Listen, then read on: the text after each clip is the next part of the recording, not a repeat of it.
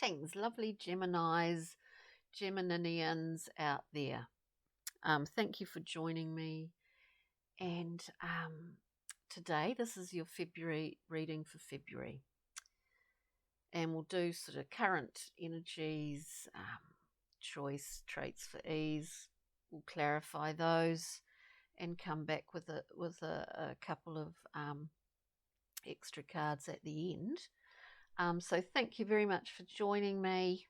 Let's get shuffling. Let's get into it. For the beautiful Geminis on this week, where Thursday we'll have the time and tides reading for the full moon in Leo. So I hope you can join me for that too. So let's just concentrate here a little bit. Let's get grounded. Just one card for general energies for Gemini at the momento. Oh, look, we've got two that came out. And I've got to say that there's a sort of thematic thing that often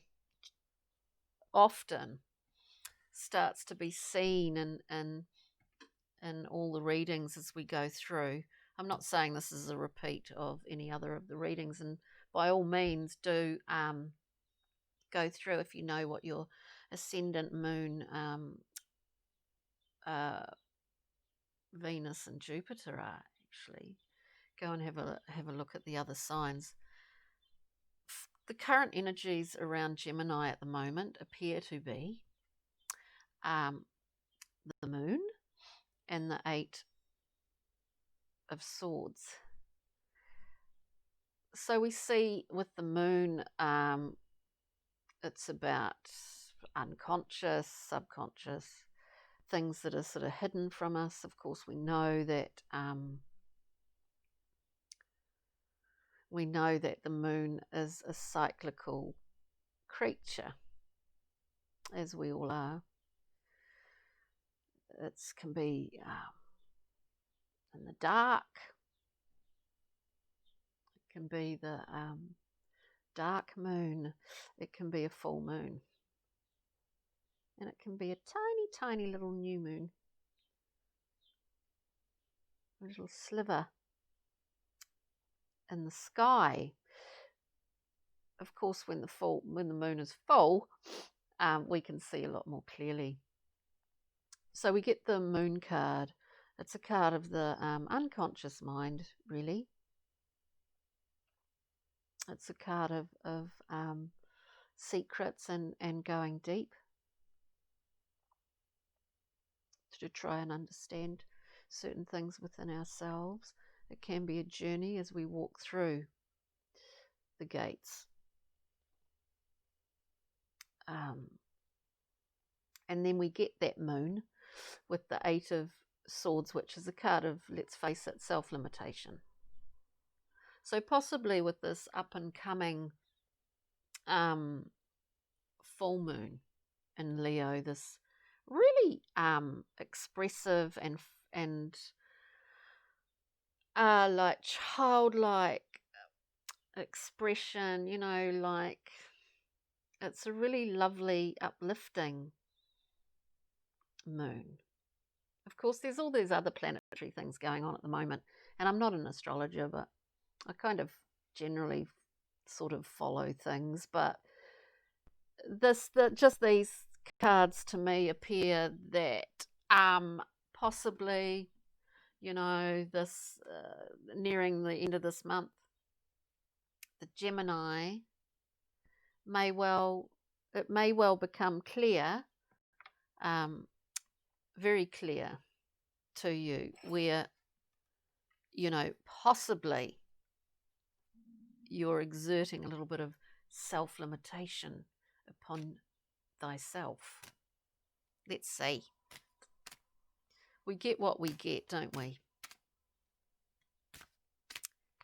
Let's see for choice here for Gemini. Choice at this time. Choice at this time. Wow. And we speak of self-limitation. Maybe where we do limit us. Well, I mean, everyone does it to varying degrees at different times in your life, different points of often of change where we're fearful. Choice. We get the most incredible, amazing ace of wands. This is a passionate gift. It can come in any form, and it's just a matter of seeing it and how it presents itself. It's a gift from Kita, from the divine, the top of the tree, and it comes down to us as a divine gift. The Ace of Wands is all about creativity, passion. It's like the bud bursting. It's like the sap rising, if we want to go into nature metaphors. It really is quite powerful. It's strong. And it comes as a gift. So really we do need to keep our eyes open. And we need to keep our creative channels open at the same time. This is pure will. It's pure force of fire. It's amazing. It's amazing. I don't think, this is just the feeling I get. I don't think we realise, maybe gems, what choices we actually do have. But I think things will open up by the end of the month.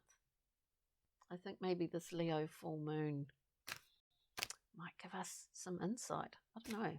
This is just what I get. So, for all you beautiful people, thank you for tuning in. So now we look at, forget about challenges. There's always challenges. Let's look at traits for ease and success, and possibly traits to encourage us to see how this, it's far too many cards, how these traits will help us to see this beautiful gift of the ace. Creativity is so huge with this card. Expression. Can we just get one card, please, for Gemini? For traits for ease here. Of course, we don't want to go off half-cocked either.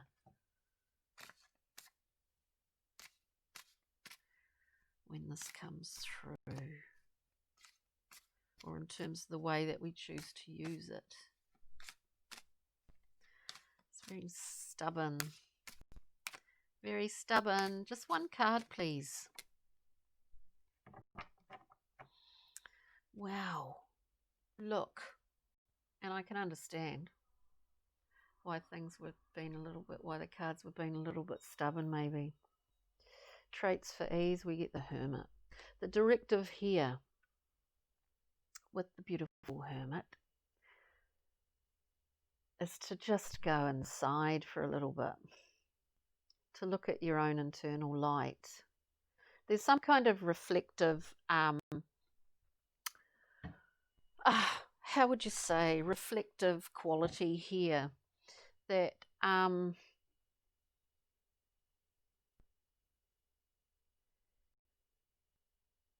look, a little bit of time out, a little bit of just looking inside yourself for a moment, to just slow down for a moment and look within. And what I mean by a kind of reflective quality to this reading is this beautiful ace comes through as a choice, this raw energy. And it's just like the key to seeing it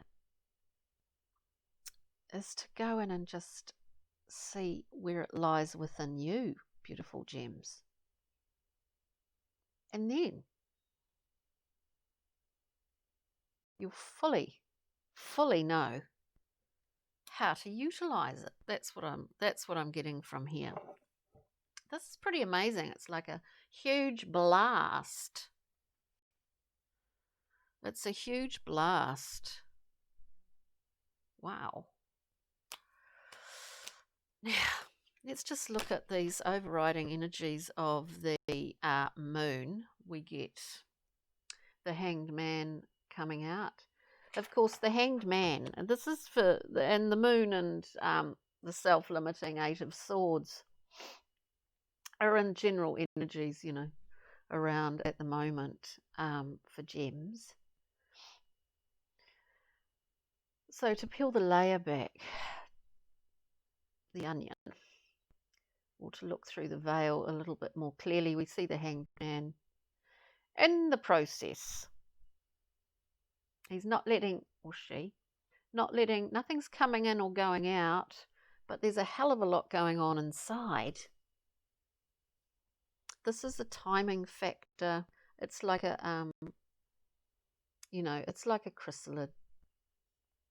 There's a process going on at the moment. And I do think very similar to, I think, the Aries read, which is funny. Or not funny, haha, but interesting. That there's an understanding of one's own self-limitations. The Hanged Man and the Hermit. Are kind of like cousins in some ways. But you could see the Hanged Man as a sort of form of paralysis. And I think that's how, self-limitation for an air sign.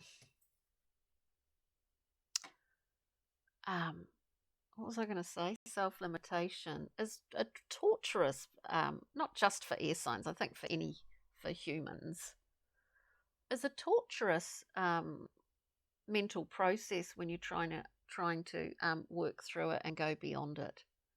If that makes sense. I don't want to dwell too much upon that. But this is a general, so there's a sort of stasis going on around us at this current time, a sort of waiting period. But the thing is, if we'll get to a point where it's just a matter of that little, it's like, just all it takes is one little spark in that, to hit that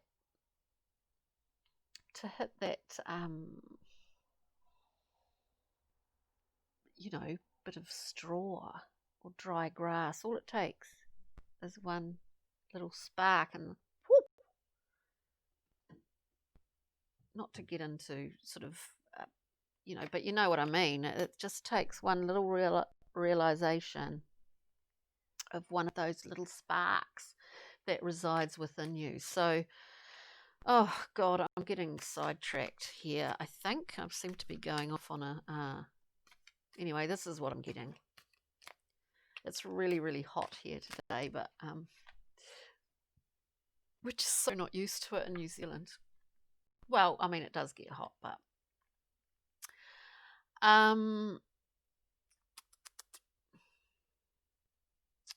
where are we? So a choice. The choice here with the Ace of Wands is that hopefully we see this gift, because they're not necessarily hanging around for too long, these aces that come through from the divine. But that's not to say that choice is limited, because it's not. It's certainly not. So with the beautiful ace, we get the Two of Cups, which in itself is a card of choice. It's also a card of harmony and balance, like amazing balance and reciprocal offering and receiving and being able to. And it's so important to be able to receive, and sometimes so difficult. So the choice and the position of choice, and then we get the Hermit. So the directive here really is to go inward, just to slow down for a moment and go inward and look at your light. Look at your individual light, your internal truth for you. I think that's the key here. So just one card for the Hermit, just to see. Just one card, please, for beautiful Geminis and the Hermit. Wow. This is, all the readings are really quite full on today. But I think this is pretty amazing. I'm a Gemini myself, so I'd think,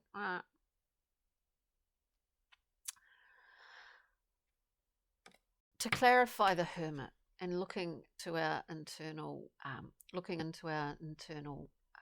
individual light and truth, we get the Tower card.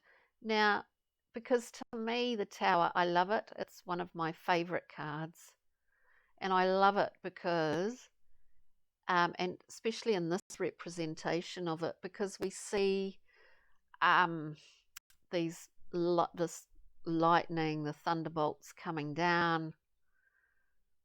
To me, it is like new information. It's new information, and looking inwards, we find this is a transference of new information, and everything seems to be about breaking down and building up at the moment, in whatever way that appears in your world or in your life. So I love the Tower. To me, it is it heralds new beginnings, but it's also about new information coming in, new insight, all those good things that keep things churning, turning. I love that. Love it. So now we'll just get a journey map deck. We'll get a journey map card, I should say. Right. For the beautiful Geminis out there, the beautiful Geminis, Gemini friends.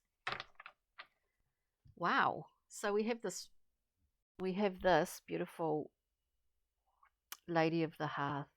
To me, this card, this is my deck. To me, the card is about, we see this sort of furnace or the hearth above and beside the woman in this card.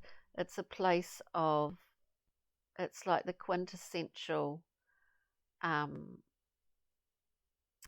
in from the cold to this warmth, this nourishment.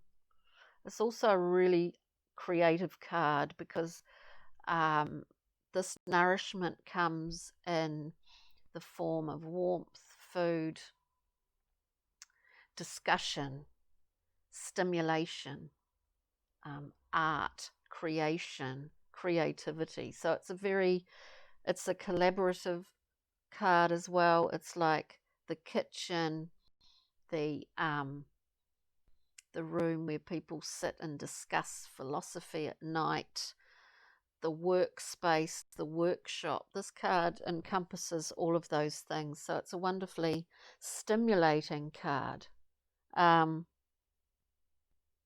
It's just like there's some really amazing things on the Gemini horizon at the moment. It appears to be in this reading.